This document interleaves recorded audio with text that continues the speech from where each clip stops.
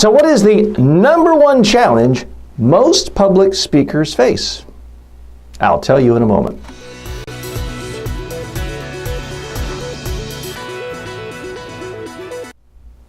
It's getting remembered. It's getting the ideas you talk about actually remembered by your audience.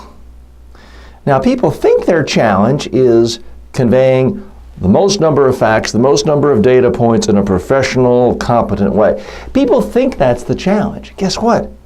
That's insanely easy.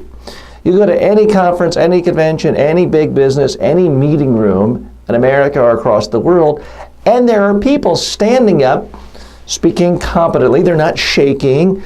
They don't have sweat coming down their forehead.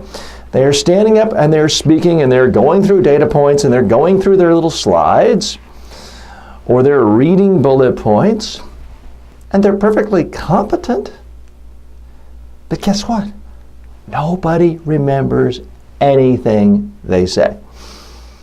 Now, I always ask people, what good does it matter if you convey all the data if people don't remember anything?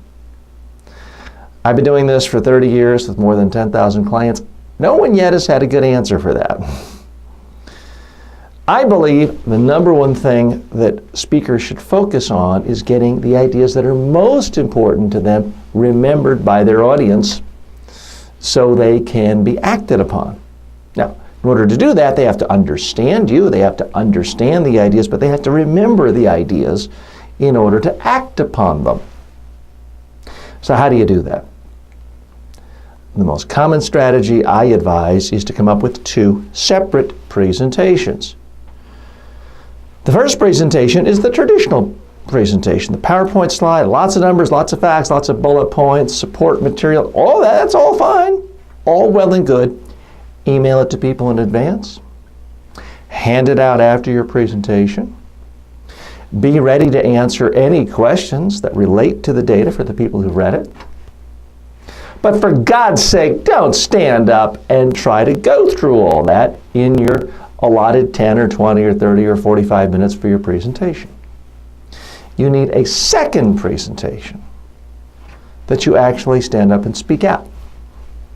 For that, I recommend you narrow the 50 or 100 or 200 points in your first PowerPoint down to 5 main ideas.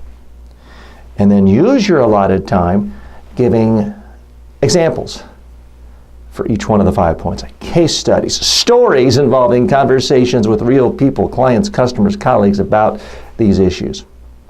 Finally, come up with pictures, images to make your ideas more memorable.